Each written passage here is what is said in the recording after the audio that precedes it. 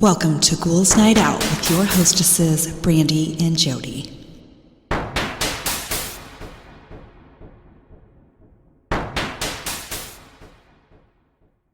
Hello, beautiful ghouls. Welcome. This is Brandy. I'm here with my sister, Jody. Hello. I almost forgot what I was supposed to say for a minute there. So I have a riddle. Oh, no. What question can you never answer yes to? I don't know. Are you asleep yet? What if you're not asleep? Then you can't answer yes because you're not asleep. Oh. If you're asleep, you won't answer because you're asleep. Okay. I get it. Okay. Now I have some silly rules that have backfired. Okay. First one, my middle school had a no touching rule, which meant you'd get suspended for high-fiving a friend. Girls got in trouble for hugging their friends. Our teachers thought this was ridiculous and would have students high-five each other in their classes for a minute every day. That sounds like something I'd do. Yeah. You're like, fuck you. Hugs for everyone. Maybe that was their goal. Oh, maybe. Smart. Bring everyone together. The reverse psychology thing. Uh-huh. All right. I doubt it, but okay. Next one, if you violated the dress code policy, you had to wear these really big gray sweatpants and sweatshirts that said DCV in big orange letters for dress code violation. It became a thing to get caught because they were apparently really comfortable. I was getting ready to say, I'll take some of those. When the admin finally caught on that people were trying to get them on purpose, they changed it so that you got in-school suspension. Joke's on them, too, for that. Lots of kids preferred that over being in class. It's like, just drop it. Seriously. Come on. Well, me and Tyrion were just talking about it. The school that she goes to, they're going to have a meeting on Tuesday about how sexist the dress code is. Oh. Because these two teenagers on TikTok, it was a girl and a boy. The boy was obviously gay. And they went to school wearing almost the exact same thing. They had on like belly shirts, but his was showing more of his belly. Mm-hmm. He had on pretty short shorts, and she had on like the yoga pants, like the stretchy pants. Mm-hmm. They wore almost the exact same thing. She got dress coded and he didn't. They were like, fuck, this is so sexist. Yes, so, definitely. So yeah, it's become a big thing now. So even our school district is having a meeting about it. Wow. So fuck yeah. Anyway, next one. When I was in kindergarten, during the morning announcements one day, they came on and said, and please no throwing snowballs. There is a chance you might accidentally get some rocks in them. That was it. So I guess they just announced, here, throw rocks at people. Okay. I don't know. That didn't make any sense. Okay, next one. Okay. My high school put in a policy so that after the third time you were late, you got detention. They didn't change the absent policy. Tardiness decreased by 52%. Absentees increased by 83%. Ooh. The punishment for missing was nothing until social services comes in. So if you were late, you got detention. If you missed, you didn't get anything. That's so dumb. Yeah. Next one, a school in my area jacked up the cost of the parking pass. People protested by not buying the pass. Instead, they rode the bus. Funny thing is, the county really relies on juniors and seniors driving because they don't have enough buses for all the students. The parking pass fee dropped. People drove again. Don't ever let them tell you driving to school is a privilege. They need you to drive to school. That's funny. Yeah. Next one, at a previous job, to try and stop us arriving late at the yard and holding up the bus to the work site, they said if you were more than 5 minutes late, you were docked the first hour's wage. So obviously, if you noticed you were going to be a bit late, you just went to the cafe down the street and had a leisurely breakfast until your docked hour was up. Duh. Yeah. That's what I would do too. Like, I ain't going to working for free. Seriously. Uh-uh. Okay, this is my hour break. Goodbye. Next one, my school banned all balls over a couple of inches in diameter because someone kicked a football through the window during lunch. Most of us that walked home walked past the woods by the golf course and had a ready supply of golf balls as a result. Golf balls were allowed under the new rules due to their size. 3 broken windows and 1 lunch period later, they weren't.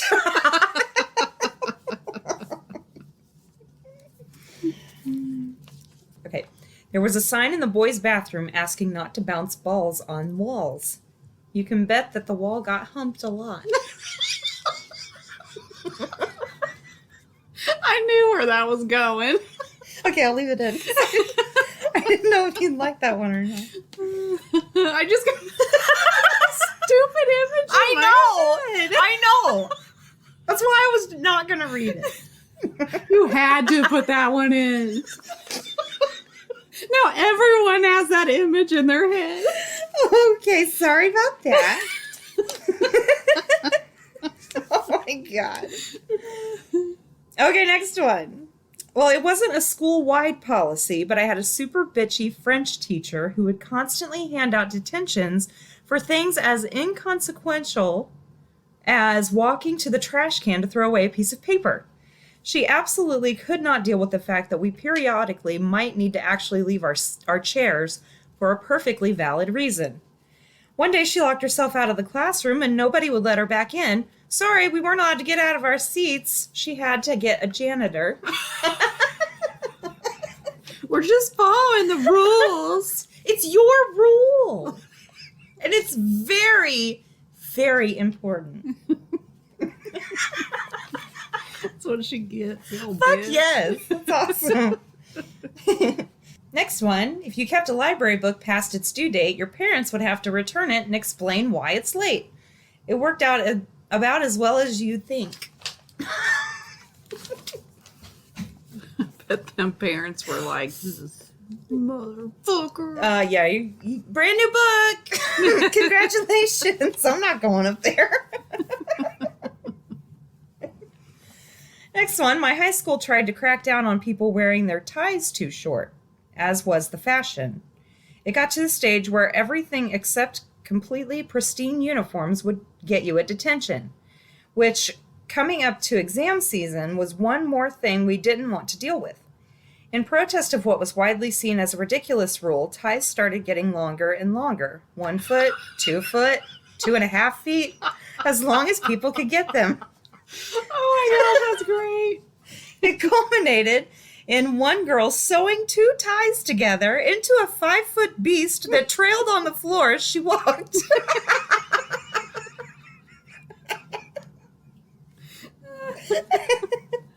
Oh my gosh. After that, the teachers quietly gave up on the new hardline approach to uniforms and everything went back to normal. That's great. I love it. They started a no gum rule that made a lot of junior high kids start a black market for gum. That's funny. In high school, they banned backpacks in classrooms. Everyone was so pissed, some girls started bringing in bigger purses to put their books in, so a bunch of dudes brought their mom's purses in and were using those for school books. Administration and teachers got upset because we found a loophole, so they banned purses too. At which point, a bunch of moms got upset because their daughters had to carry around tampons and stuff in their coat pockets, in addition to all of their books, notebooks, calculators, pens, pencils, and whatever else they needed. Stupid. So stupid. Next one, no more smoking at the front gate during recess and lunch. Then the smokers started leaving at recess and didn't come back.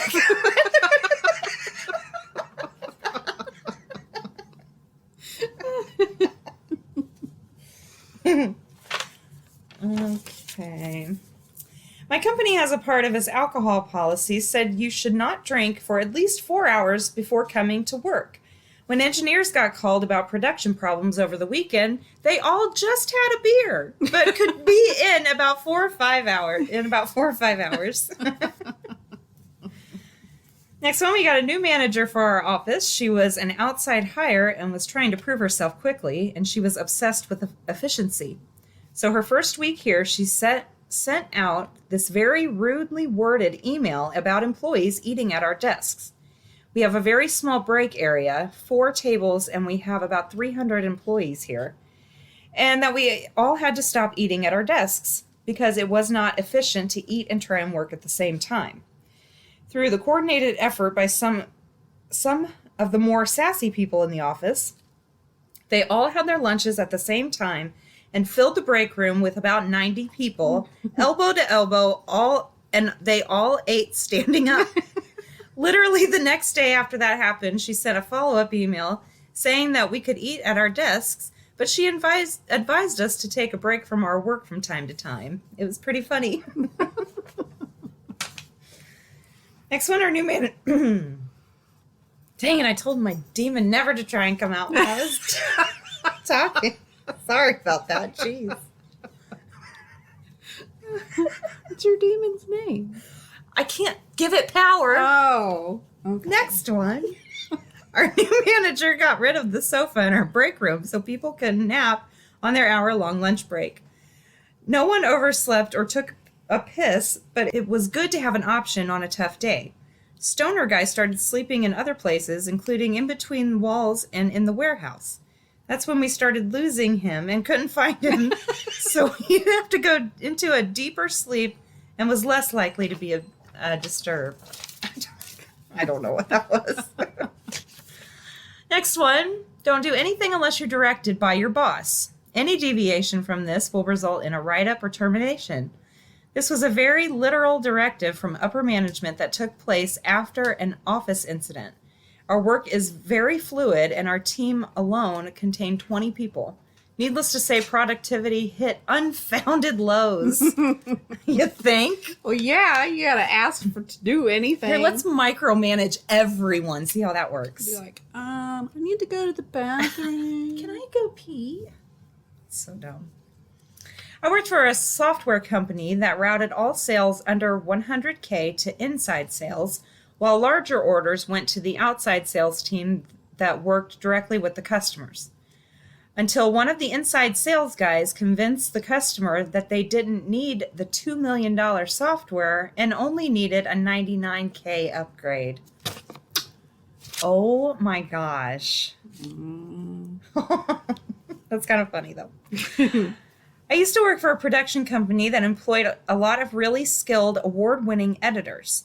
There were producers and executives and directors, but the real money makers, the people who really made the company, were the editors, so the company was basically centered around them. The executives would always order in food for the editors, and the editors would usually eat in their offices while doing their thing. One day, the executives decided to cut paid lunches to save money. The editors all thought this was a dick move, so they'd go out for lunch and sometimes stay out for like 3 hours. There was nothing the company could do, really, because these editors were top of their game, and if big movie studios heard that the editor they always use had left, they might leave too, so the company couldn't do anything. They saved maybe $15 per person per day, but lost like 4 hours per person per day. So dumb. Mm-hmm. People need to think things through. My dad was a corpsman in the Marines doing high desert training in the Mojave. They had a big problem with unidentified snake bites, i.e. people would get bit but not identify the snake, so it was hard to find the right antidote.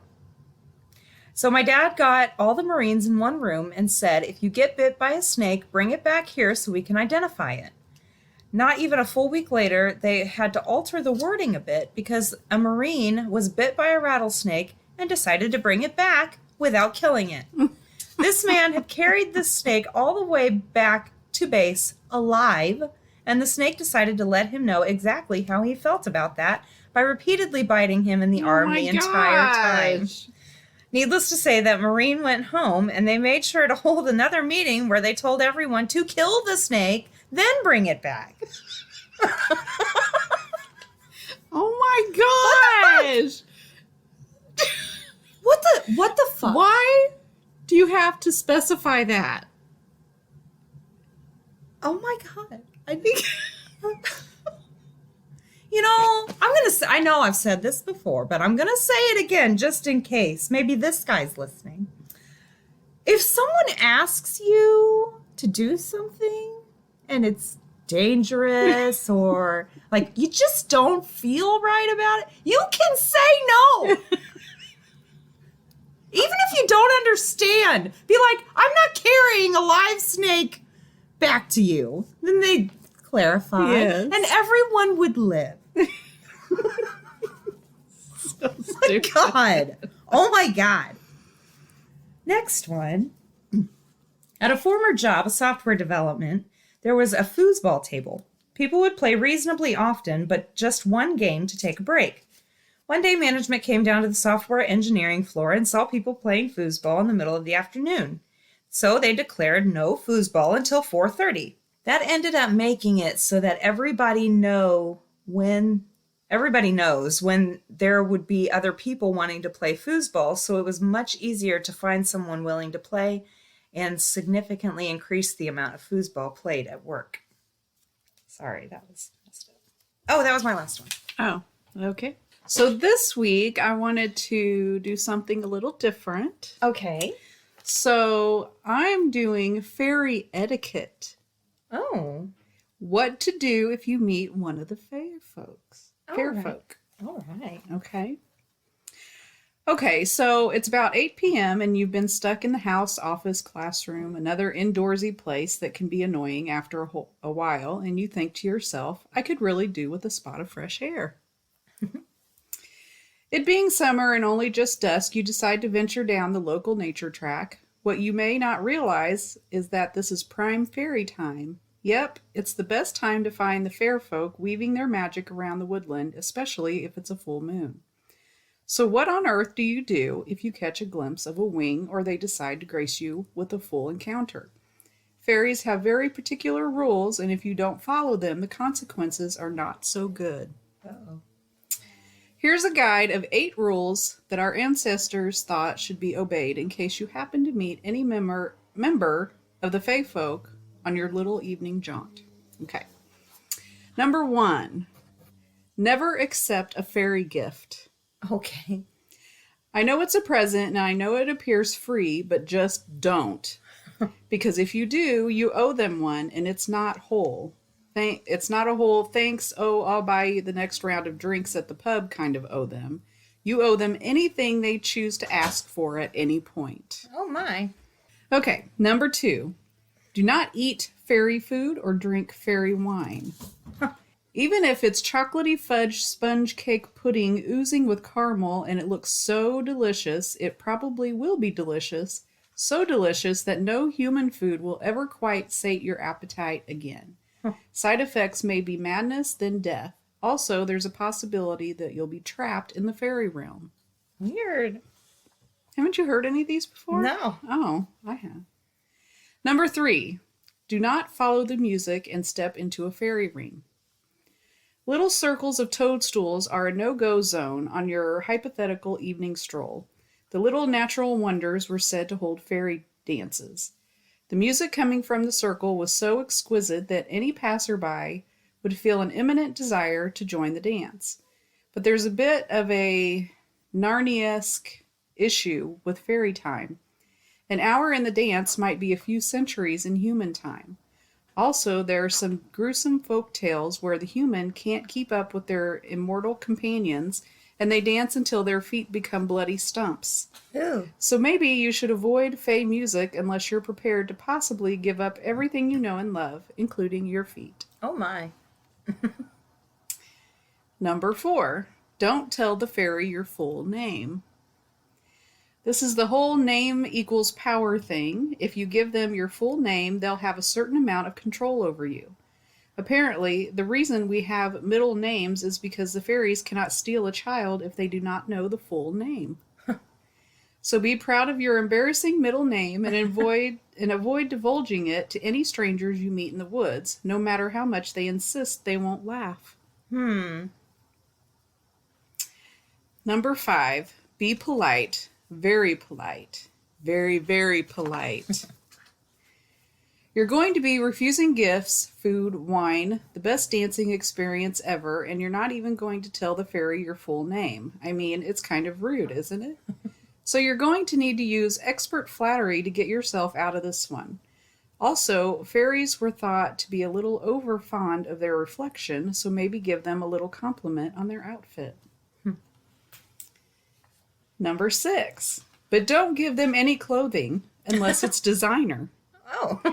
So you've commented on how nice their outfit is, and they return the favor by remarking on your shiny new scarf that you bought from the bargain basement.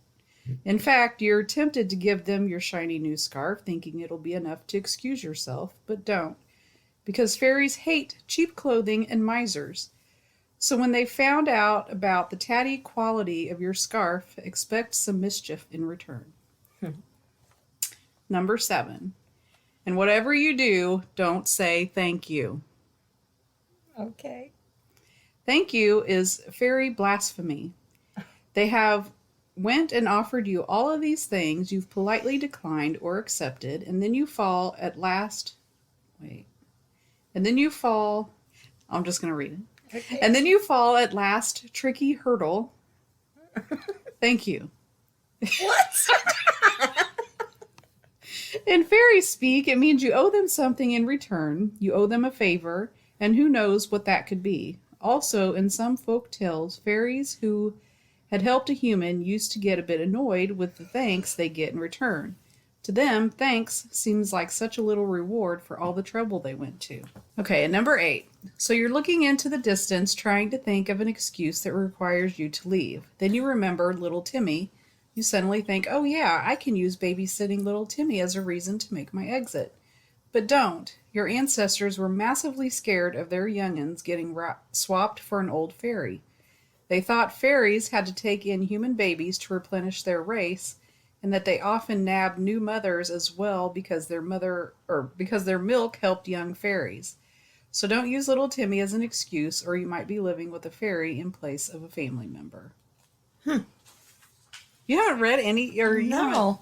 That's so weird. The only reason I've heard them is because I read a lot of the paranormal books, and if it's about fairies, all this stuff has been in at least once. Well, and that's kind of weird because you actually a long time ago gave me some fairy tarot cards, and in that it came with a book, and in that book, like, it encourages you to dance with them and sing with them. And, really? Yeah. So the whole time you were reading that, I was like, weird. Why? That is weird.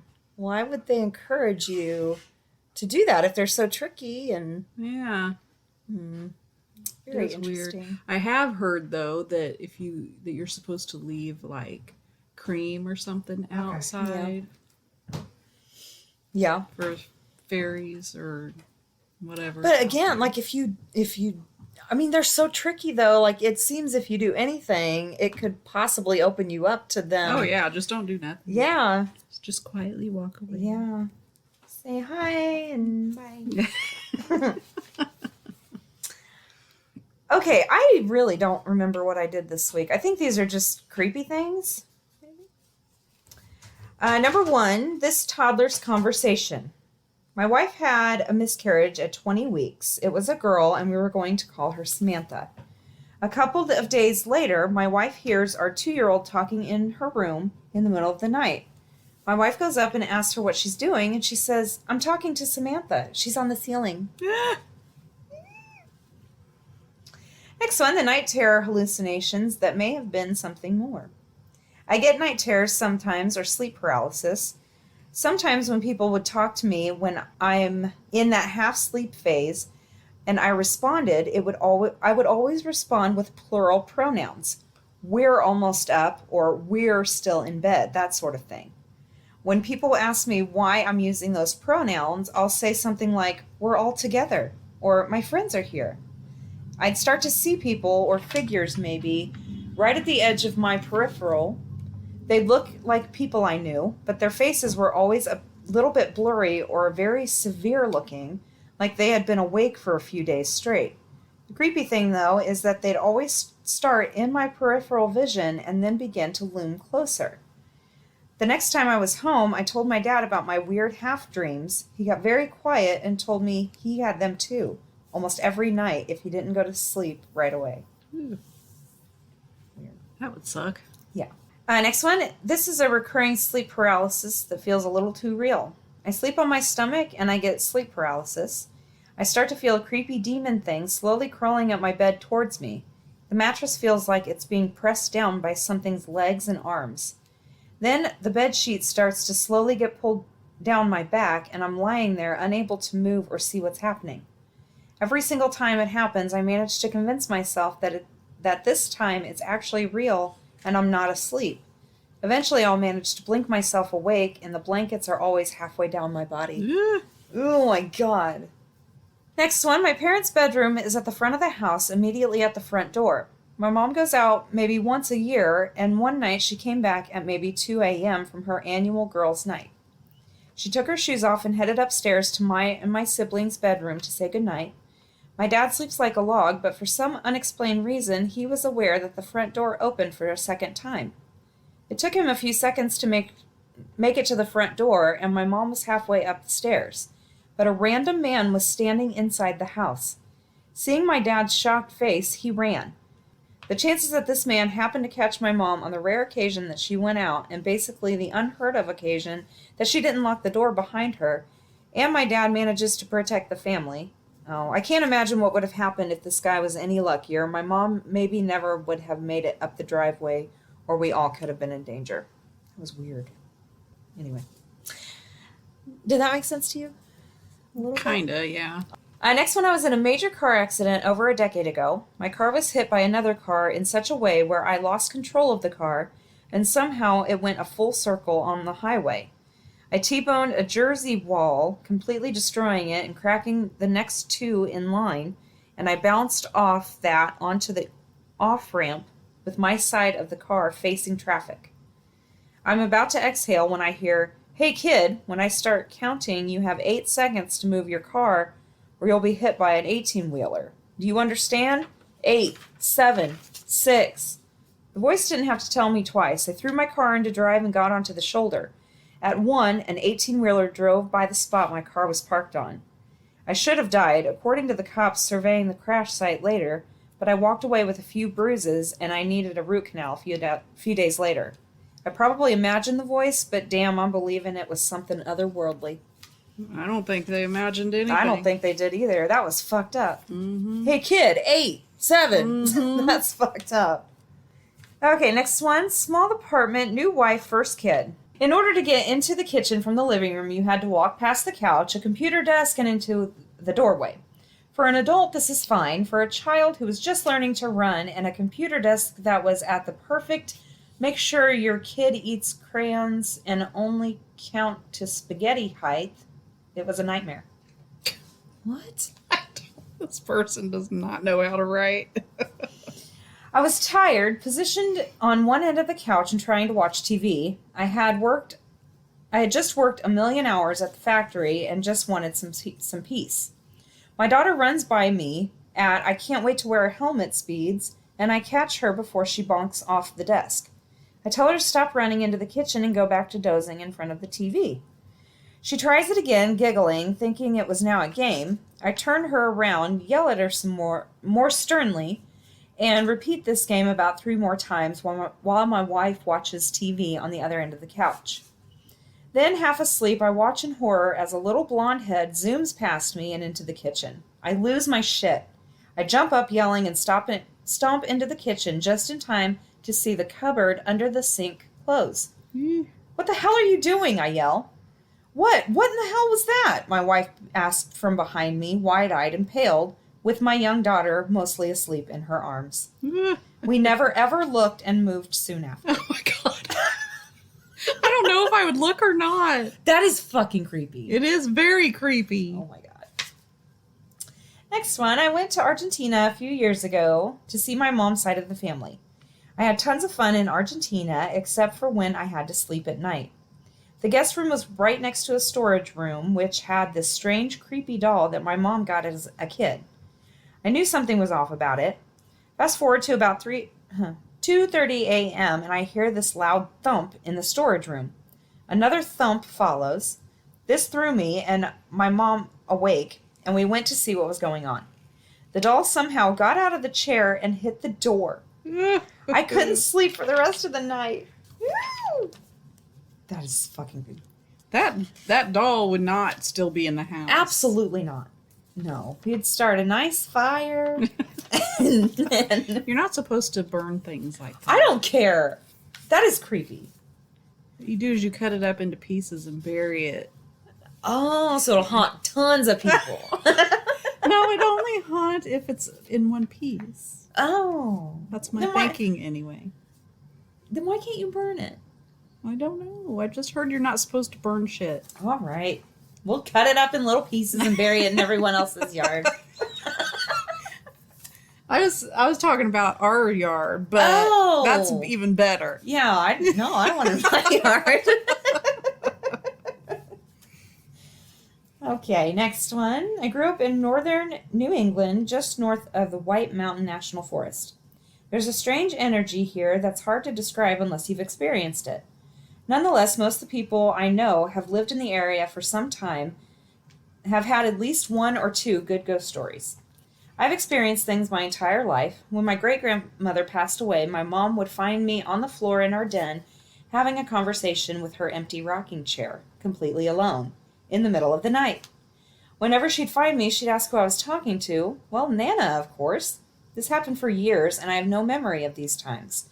I can only tell you that I was a super soft little dude, and I wouldn't have wandered into a dark room without a compelling reason. Next one, this kid who met his namesake even before he was born. We have a picture of my wife's late grandpa on our glass table. My then 2-year-old, who was named for him, walks past it one day, points to him, and says, "I met him before I was born. He was really nice to me." Aww. It's a really nice story, if not a bit creepy. Next one, I lost my mom to cancer a couple years back. Well, a couple years after, my brothers and I were visiting my dad in their house over the December holidays. It's a small place, so since there wasn't much sleeping room, and I being the youngest, was to sleep in the lounge area.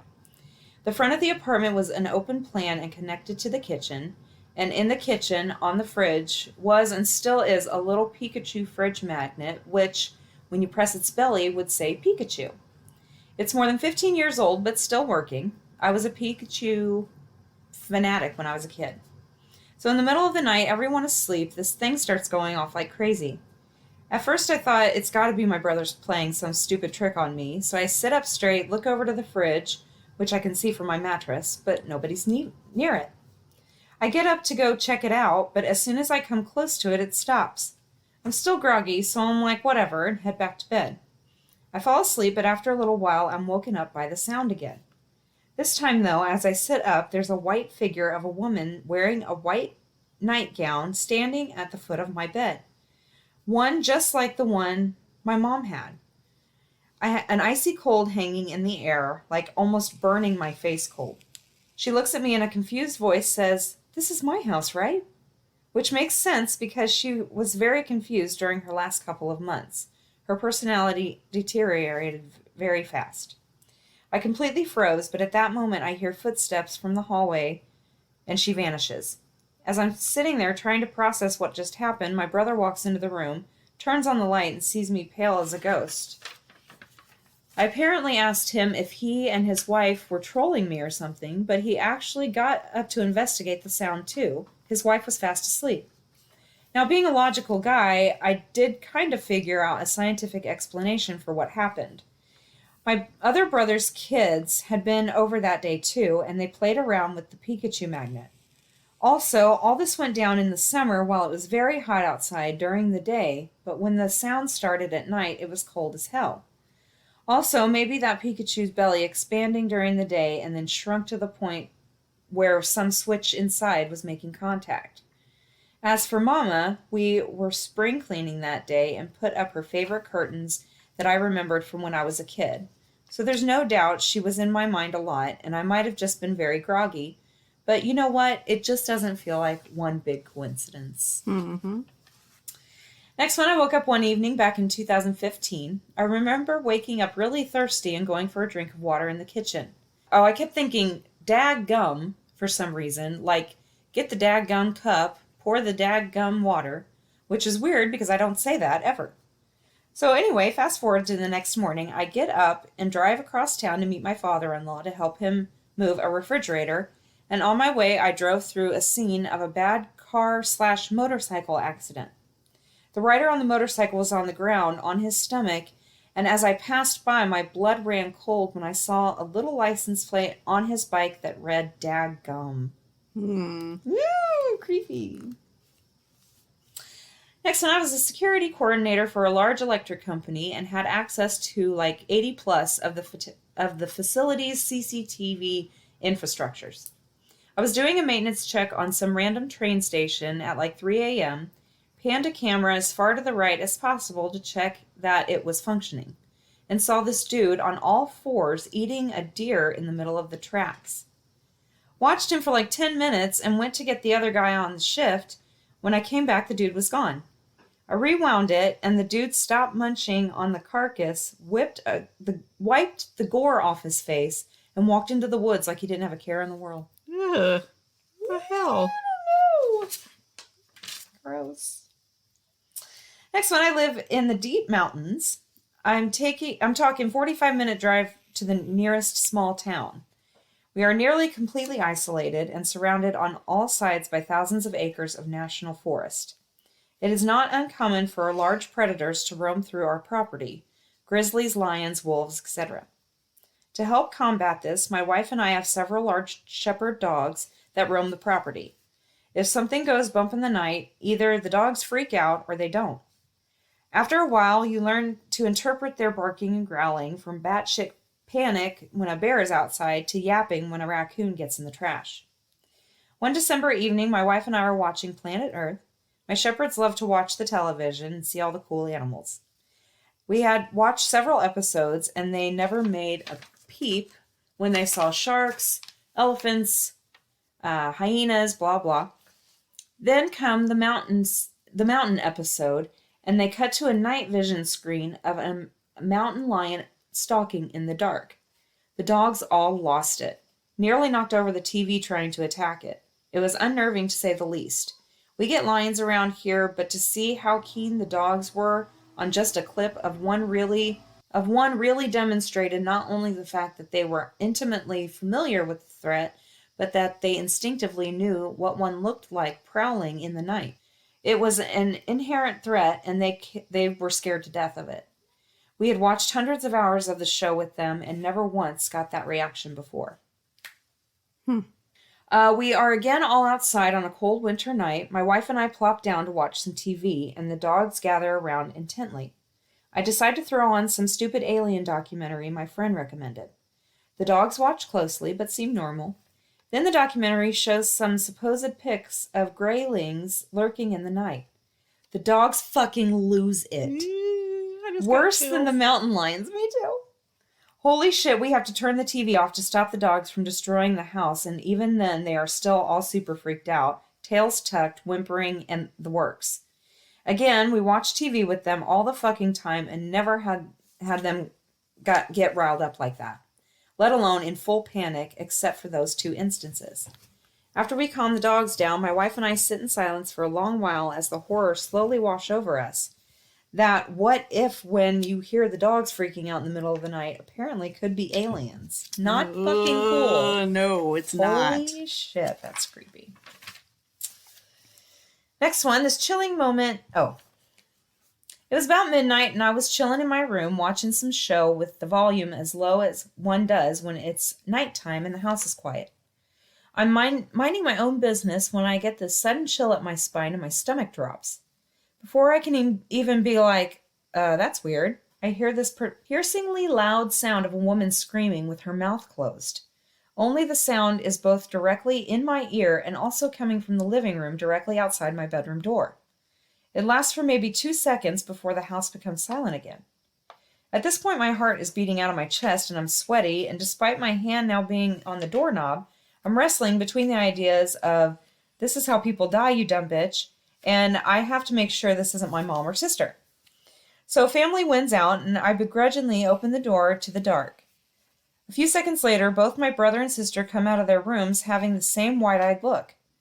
After seeing that our parents are fast asleep, all doors and windows are locked, the street is empty, and everything is unchanged, we confirm that we all hear the exact same thing, a disembodied scream coming from the center of the living room and directly next to us, despite being on the opposite ends of the house. Still no explanation for it, and it's not the only weird thing to have happened in this house. Ugh, didn't like that. No, that's creepy. Next one, my mom used to tell me that when I was a little youngin', still in the crib, I'd point at the popcorn ceiling in my room and say, the man, as if there was something there. One day, my mom took me to my cousin's house a state away, where they had family photos along the wall.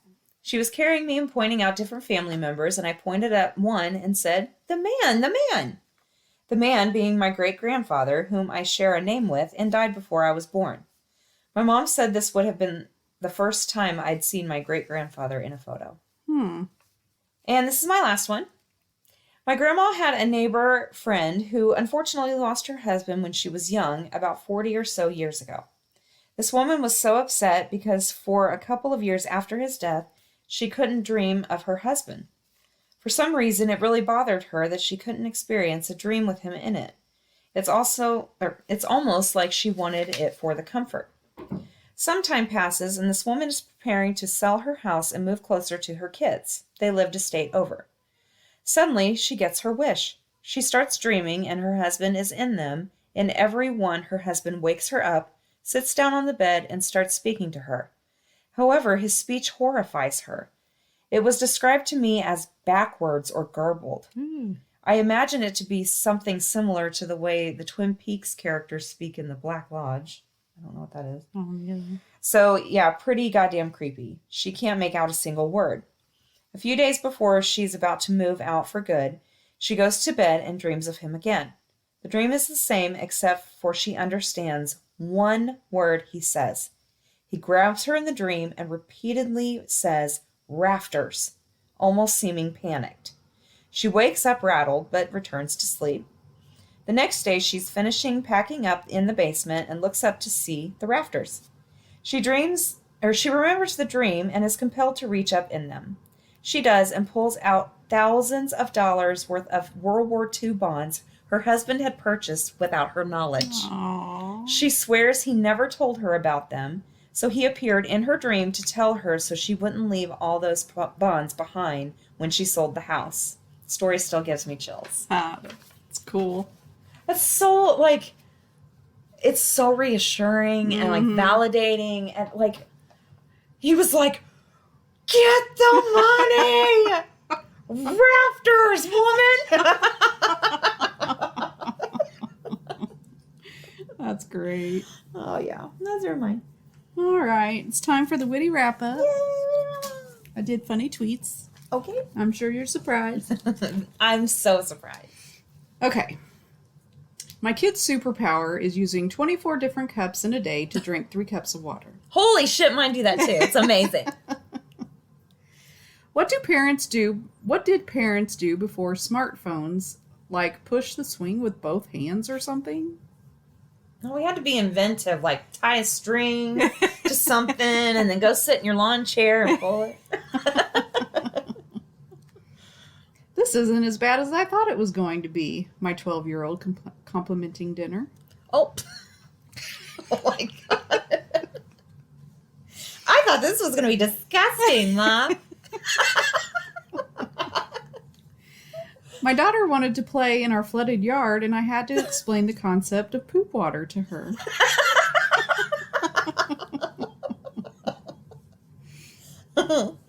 Me, how was your first day? 12-year-old in tears.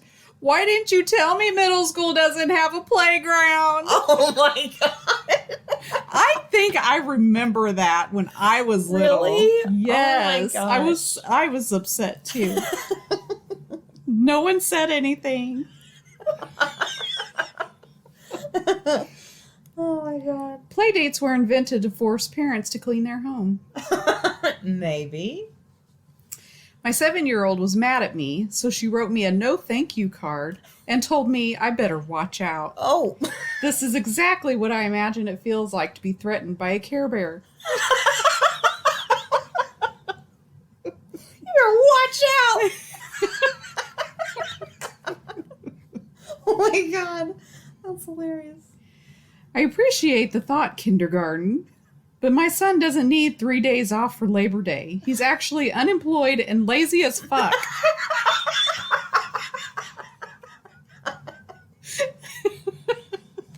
Oh my God.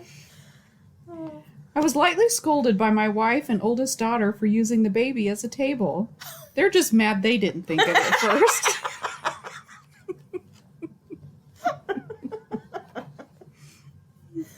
Oh my gosh.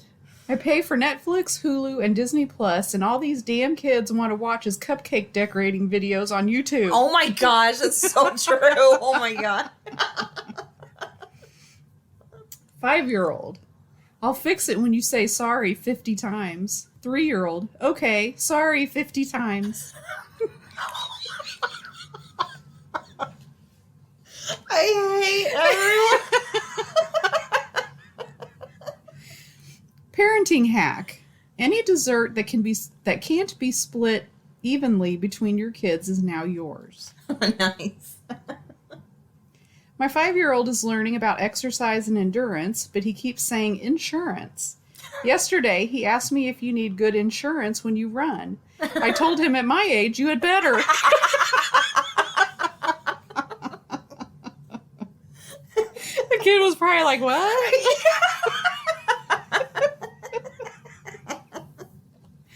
Oh my God. Why don't you eat a fruit? I yelled at my kid through a mouthful of Cheez-Its.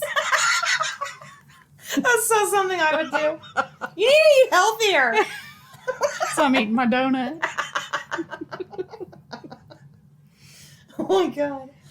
Peter Pan seems like a fun read until it's an hour past bedtime, and you're trying to convince your kid that she always has to tell you before she leaves the house, even if it's through the window in the middle of the night with a magical flying man. Yes. At least leave a note. Yes. At this point in my life, all my clothes come from places that also sell groceries and tires.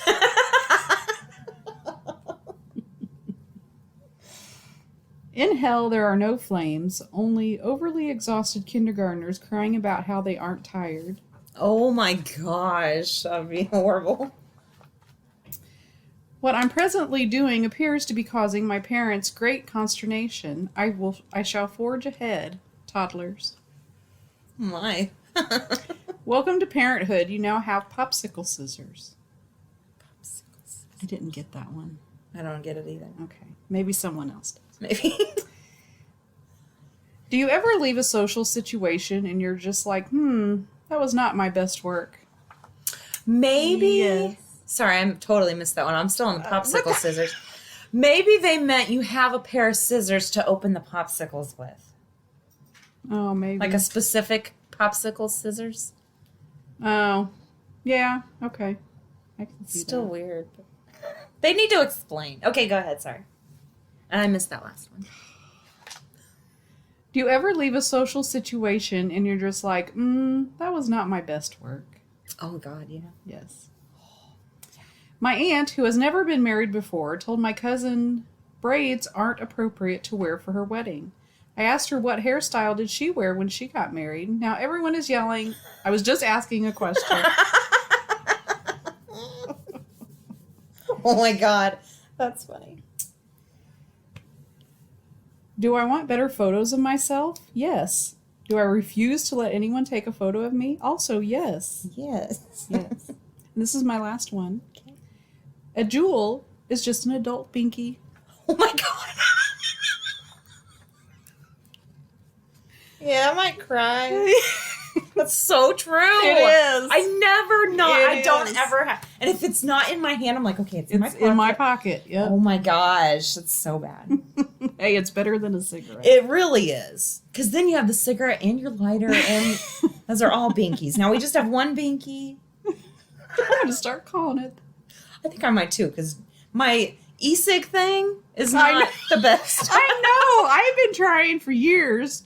What do I call it? It's an e-cig thing. Yes. That's exactly what I call it. Yeah, that's what it is. It's a binky now. It's my binky. Peyton's coming home this weekend. I'm going to put it on like on the table or something. He's like, hey, give me my binky. He's going to be like, that's all I got. All right. Well, thank you guys so much for listening. Send in your stories. We need them. goalsnightoutpodcast@gmail.com. You can look us up on Facebook and request to join the group.